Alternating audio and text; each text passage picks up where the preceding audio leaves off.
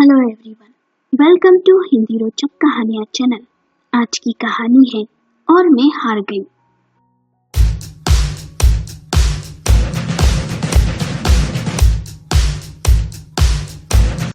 शाम के 7 बज रहे थे। आसमान में बादल छा से गए थे।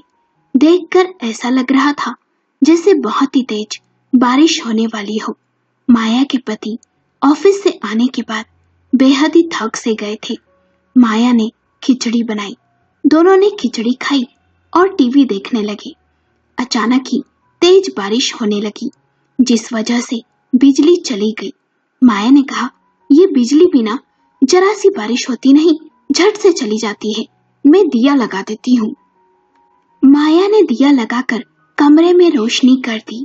कुछ देर बाद माया के पति और माया बेडरूम में सोने चले गए। रात के करीब 10:30 बजे दरवाजे की घंटी बजी। माया के पति ने कहा, इतनी रात को कौन होगा, वो भी इतनी बारिश में। माया ने कहा, देखती हूँ मैं। माया के पति ने कहा, जरा संभल कर, आजकल मोहल्ले में चोरियां भी बहुत हो रही है, देखना। माया ने टॉर्च जलाई और दरवाजे के पास जाकर पूछा, कौन है, कौन है? तभी बाहर से आवाज आई, माँ जी, मैं रीना। माया रीना की आवाज सुन हैरान हो गई और बड़बड़ाई, रीना बहू, इस समय यहाँ?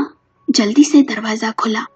रीना माया के बेटे सुजीत की पत्नी थी और माया की खास सहेली राजेश्वरी की बेटी। 6 महीने पहले ही बड़ी धूमधाम से रीना सुजीत की शादी हुई थी। रीना पूरी तरह से भीग गई थी। उसके एक हाथ में बैग था। माया ने कहा, तुम इतनी रात को अकेली यहाँ, सुजीत नहीं आया? रीना ने ना में सर हिलाया और घर में प्रवेश किया। ये सुन माया के दिल की धड़कनें तेज हो गई और बोली, बहू, सब ठीक तो है ना? रीना ने संक्षिप्त सा उत्तर दिया, हाँ। माया ने पूछा, तो फिर सुजीत क्यों नहीं आया? रीना ने धीमे से कहा, माँ जी, वो जबलपुर गए हैं। माया ने हैरानी से कहा, जबलपुर? पर क्यों? किसी से मिलने गया है या ऑफिस के किसी काम से गया है? रीना ने ठंडे से स्वर में कहा, वो लता से मिलने गए हैं। लता का नाम सुनते ही माया के दिल में एक कसक सी उठ गई। माया ने जोर से कहा, लता से मिलने? इतने में ही लाइट आ गई। तभी रीना ने बात को बदलते हुए कहा, माँ जी, मैं भीग गई हूँ, कपड़े बदल कर आती हूँ। रीना बैग में से अपने कपड़े निकालकर बाथरूम में चली गई। माया वही सोफे पर बैठ गई। तभी माया के पति ने आवाज देते हुए कहा, बहू, इस समय यहाँ? क्या सुजीत से कोई झगड़ा हुआ है क्या? माया ने धीमे से कहा, पता नहीं, बहू ने बताया कि सुजीत उस लता से मिलने जबलपुर गया है। माया के पति ने कहा, मैं जानता था एक दिन ये सब जरूर होगा। मैंने तुम्हें समझाया भी था कि सुजीत के साथ जबरदस्ती मत करो, पर तुम्हारी जिद और झूठे अहंकार ने एक नहीं बल्कि 3 लोगों का जीवन बर्बाद कर दिया। अब भुगतो परिणाम। माया के पति बड़बड़ाते हुए बेडरूम में चले गए। माया को विचार आया, बहू सुबह की ट्रेन से घर से निकली होगी, क्या पता बेचारे ने कुछ खाया भी होगा या नहीं। उसकी हालत देख लग तो नहीं रहा कि कुछ खाया होगा। जल्दी से माया रसोई में गई और सैंडविच बना दिए। रीना कपड़े बदलकर आ गई थी। माया के सैंडविच देने पर चुपचाप खाने लगी। माया को ऐसा लग रहा था जैसे रीना के मन में कोई बात है जो वो छिपाए बैठी हो। माया ने उसका बिस्तर हॉल में ही लगा दिया और बोली, बहू, तुम थक गई होगी, सुबह बात करते हैं। रीना ने कहा, माँ जी, कल सुबह मैं कानपुर अपनी मम्मी के पास चली जाऊंगी। माया ने हैरानी से कहा, इतनी जल्दी? रीना ने कहा, मैं यहाँ सिर्फ आपसे पूछने आई थी माँ जी, आपने मेरे साथ ऐसा क्यों किया? रीना के सवाल पूछने पर माया सकपका सी गई। माया ने कहा, बहू, मैंने सोचा था वो।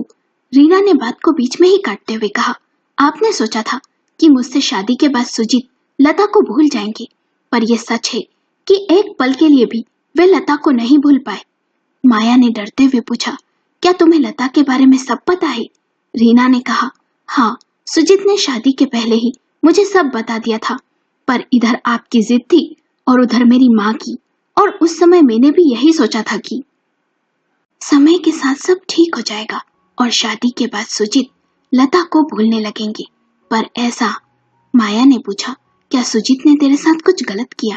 रीना ने बात को काटते हुए कहा, नहीं माँ जी, सुजीत बहुत अच्छे हैं, पर लता उनके दिलो दिमाग पर इस कदर हावी है कि मेरे साथ सामान्य नहीं रहते। ये सुनते ही माया को सुजीत पर बहुत गुस्सा आने लगा कि इस तरह रीना को यूं छोड़ जबलपुर जाने का क्या मतलब। माया ने रीना से कहा, बहुत रात हो गई, तू सो जा, थक गई होगी, हम सुबह बात करेंगे। माया अपने कमरे में जाकर लेट गई, पर नींद आंखों से गायब थी। माया को याद आया, शादी के पहले सुजीत ने उससे कहा था, माँ, रीना को बहुत ही अच्छे अच्छे लड़के मिल जाएंगे, पर लता का मेरे सिवा और कोई नहीं है। उसके पिता नहीं है और माँ बहुत बीमार रहती है, भाई बहन भी अभी छोटे हैं। माया ने कहा था, तुम लता से शादी इसलिए करना चाहते हो ना कि उसका कोई नहीं है, पर मैं उसे बहू के रूप में स्वीकार नहीं करूंगी। सुजीत ने कहा, माँ प्लीज। माया ने कहा, देख सुजीत, तेरी शादी तो रीना से ही होगी। वो मेरी बचपन की खास सहेली राजेश्वरी की बेटी है और मैं उसे वचन दे चुकी हूँ। फिर शादी खानदान और हैसियत देखकर भी की जाती है। रीना के पिता की एक मिल है, 2 होटल हैं, वो अपने माँ बाप की इकलौती बेटी है, तेरा भविष्य संवर जाएगा। सुजीत ने कहा, माँ, मुझे धन दौलत ये सब नहीं चाहिए, मैं अपनी मेहनत से सब हासिल कर लूंगा। माया ने कहा, मैं ये सब कुछ नहीं सुनना चाहती, तूने यदि मेरी बात नहीं मानी ना तो मैं आत्महत्या कर लूंगी। मैंने अपनी सहेली को जुबान दी है और मैं उससे मुकर जाऊं, इससे तो अच्छा होगा मैं मर ही जाऊं। माया ने भूख हड़ताल शुरू कर दी। आखिरकार सुजीत को माया की बात मानना ही पड़ी। माया के कहने पर सुजीत ने अपना ट्रांसफर जबलपुर से दिल्ली भी करवा लिया। जैसे ही सुजीत ने हाँ कहा शादी के लिए, तो माया खुश होकर शादी की तैयारियों में लग गई। एक एक चीज चुन चुन कर अपनी बहू रीना के लिए खरीदी। सारे रिश्तेदारों को बुलाया, पर सुजीत को तो जैसे शादी से कोई मतलब ही नहीं था। शादी के एक दिन पहले ही वो ऑफिस से छुट्टी ले घर आया। अगले दिन बारात ले रीना के घर जाना था। तब सुजीत ने माया से कहा, माँ, तुम्हारी जिद और झूठे अहंकार की वजह से मेरा जीवन बर्बाद होने वाला है। तुम चाहो तो अब भी सब ठीक कर सकती हो। एक बार माँ, बस एक बार लता से मिल लो। यदि मेरी लता से शादी ना हुई तो मैं खुश नहीं रहूंगा, और ना ही रीना और ना ही लता। 3 जिंदगियां बर्बाद होगी माँ, मेरे साथ ऐसा मत करो माँ। अपनी ममता का मोल मुझसे ऐसे ना वसूलो माँ। ये सुन माया भड़क उठी और बोली, यदि तुझे मेरे मरने से कोई फर्क नहीं पड़ता तो जा कर ले अपने मन की, पर ये याद रखना, जब तू उस लता संग फेरे ले रहा होगा ना, तब तेरी माँ इधर मर रही होगी। फिर माया दौड़ती हुई रसोई में गई और केरोसिन से भरे डब्बे को उठा लाई और विलाप करने लगी, ले तू खुद ही मुझे आग लगा दे और अपनी खुशियां हासिल कर ले। सुजीत ने माया को रोका। वो रोने लगा और बोला, माँ, ऐसा मत करो माँ, मैं तुम्हारी हर बात मानूंगा माँ। ये सुनते ही माया के चेहरे पर जीत की मुस्कान आ गई। अगले दिन बारात रीना के दरवाजे पर खड़ी थी, पर सब खुश थे, नाचने गाने में व्यस्त थे, पर खुश नहीं था तो बस दूल्हा। शादी के बाद माया चाहती थी दोनों हनीमून पर जाएं, पर सुजीत ने इनकार कर दिया और दिल्ली चला गया। वो वहां नौकरी करता था।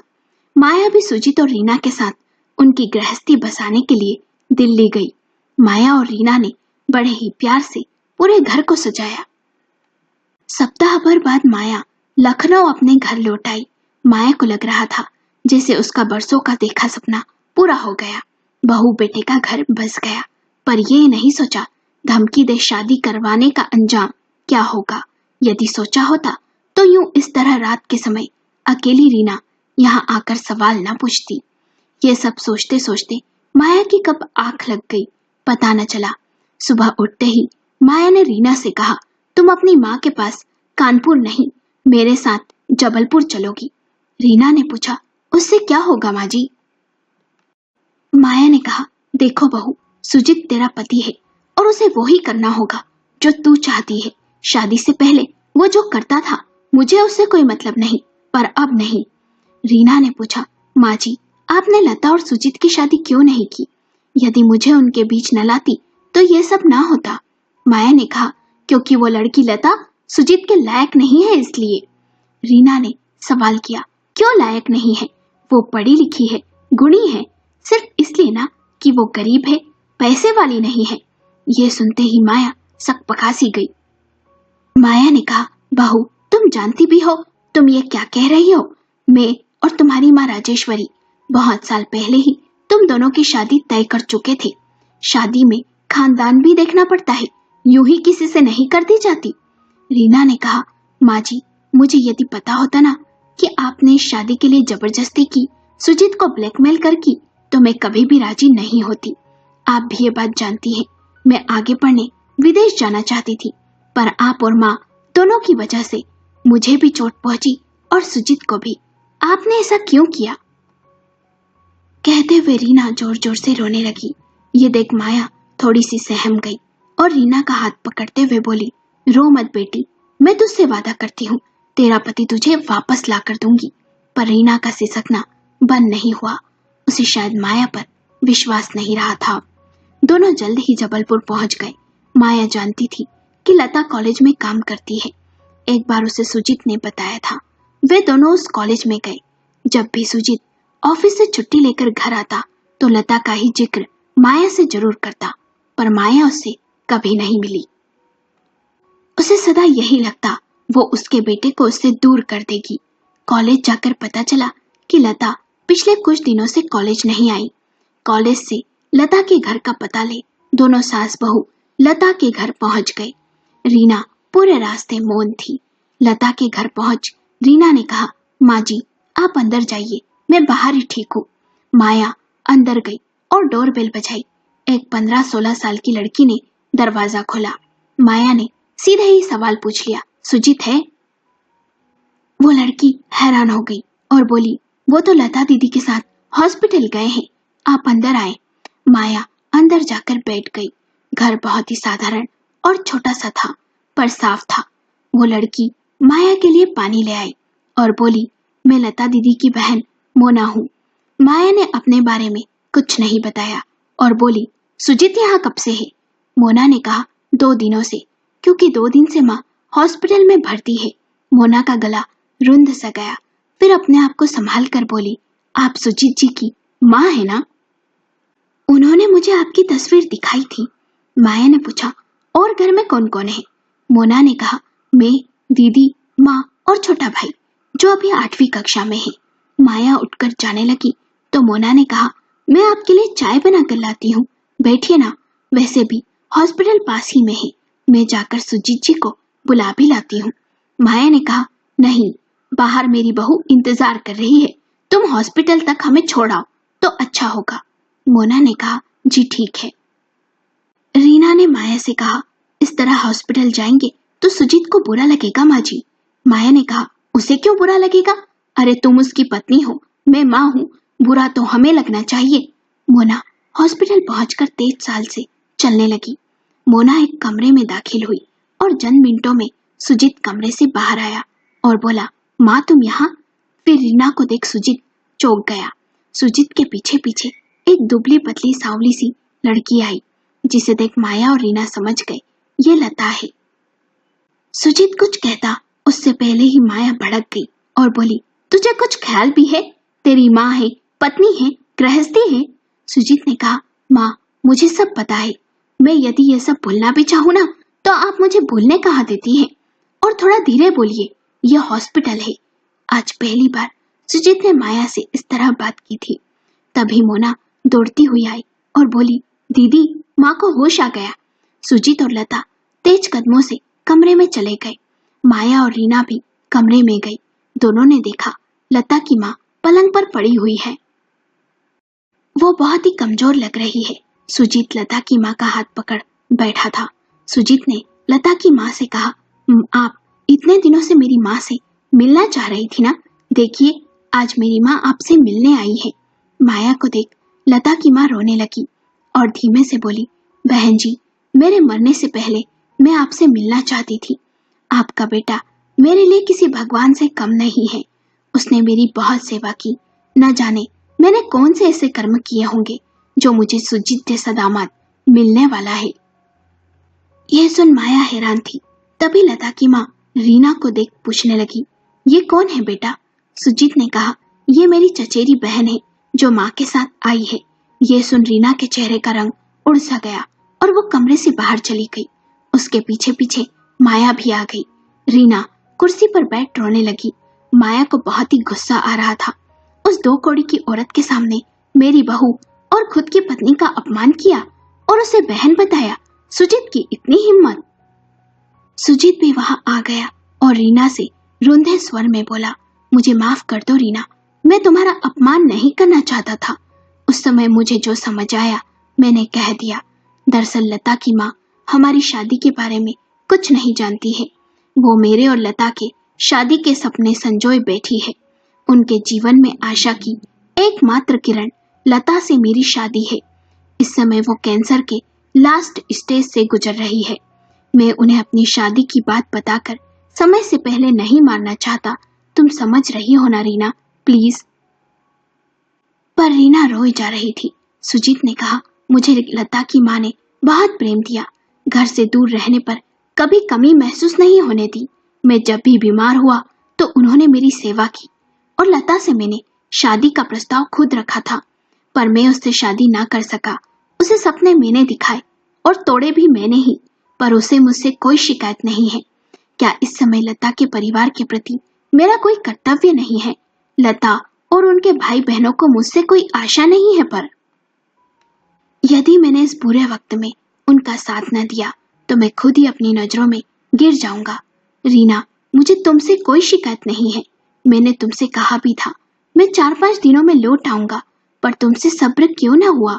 रीना ने अपने आंसू पोंछे और गंभीर स्वर में बोली, शादी से पहले जब तुम मुझसे मिले थे, जब तुमने मुझे लता के बारे में बताया था, तभी मुझे समझ जाना चाहिए था कि मैं व्यर्थ ही तुम दोनों के बीच आ रही हूँ। मुझे माफ कर दो, मैंने तुम्हें गलत समझा। तुम्हारी जरूरत मुझसे ज्यादा लता और उसके परिवार को है। मैं तुम्हें इस बंधन से आजाद करती हूँ। मैं अपनी माँ के पास लौट जाऊंगी और अपने आगे पढ़ने के सपने को पूरा करूंगी। माया ये सुन हक्की बक्की खड़ी रह गई। उसे लग रहा था जैसे उसका अस्तित्व ही नहीं, उसे कोई पूछ ही नहीं रहा। दोनों ने अपना फैसला ले लिया खुद ही। सुजीत ने कहा, शादी खेल नहीं है रीना, इतनी जल्दी कोई भी निर्णय मत लो। रीना ने कहा, हाँ शादी खेल नहीं है, पर अब मैं और कठपुतली नहीं बन सकती। सब कुछ शांत सा हो गया था। मोना और लता उनके पास आई और बोली, चलिए घर चलिए, आप सुबह से यहाँ हैं, कुछ खा लीजिए। किसी ने कुछ नहीं कहा। सब लता और मोना के साथ घर चले गए। अस्पताल में सुजीत रुक गया था। लता और मोना ने खाना बनाया और सबको खिलाया। रात को सबके सोने का इंतजाम भी कर दिया। लता का व्यवहार देख माया हैरान सी थी।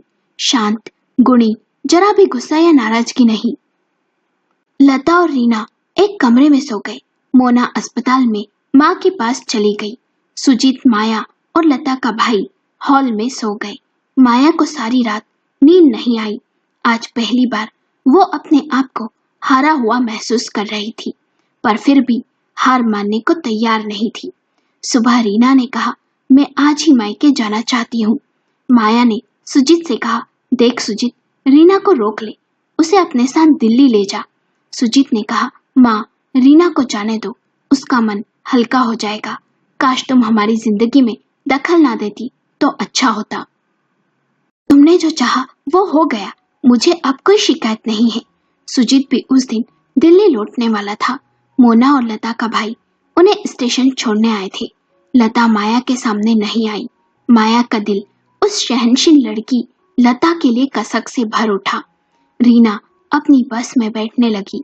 रीना ने भावुक स्वर में मोना से कहा, अपनी दीदी लता से कहना मैं उनके बीच की दीवार नहीं हूँ। जीवन में खुशी से जीने का हक हम सभी को है। और सुजीत से बोली, इस बार किसी दबाव या धमकी में आकर निर्णय मत लेना, खुद से निर्णय लेना। सुजीत ने रीना से कहा, तुम भावनाओं में बह रही हो, कोई भी रिश्ता इतनी आसानी से नहीं तोड़ा जा सकता, सोच समझ कर जवाब देना। रीना ने माया को देखा और हाथ जोड़ लिए। रीना चली गई। उसके बाद सुजीत ने अपनी माँ को ट्रेन में बैठाया और खुद दिल्ली की बस में बैठ गया। माया सोचने लगी, ये मैंने क्या कर दिया? अपने स्वार्थ के लिए 3 जिंदगियों को बर्बाद कर दिया। ये तीनों कभी खुश नहीं रह पाएंगे। सच में मैं हार गई। क्या सोचा था, क्या हो गया, हार गई मैं। रीना ने सुजीत से तलाक ले लिया। वो जान गई थी सुजीत और लता एक दूसरे के लिए बने हैं। सुजीत ने लता को तो पा लिया था, पर मन ही मन उसे अफसोस था रीना के साथ सही नहीं हुआ, और यही हाल लता का भी था। रीना भी मन ही मन दुखी थी, पर वो पढ़ने विदेश चली गई और वहीं रच बस गई। वहां उसने एक लड़के से शादी कर ली और खुश थी, पर मन में बीते हुए कल में जो हुआ उसका अफसोस था। माया मन ही मन पछता रही थी। काश उसने ये सब ना किया होता तो आज सब खुश होते, मन में कोई कसक ना होती। वो जान गई थी जबरदस्ती के बांधे गए रिश्ते एक बोझ के समान होते हैं। कहानी कैसी लगी हमें अपने विचार जरूर कमेंट करके बताएं। यदि कहानी पसंद आई हो तो वीडियो को लाइक करें, शेयर करें और चैनल को सब्सक्राइब करें।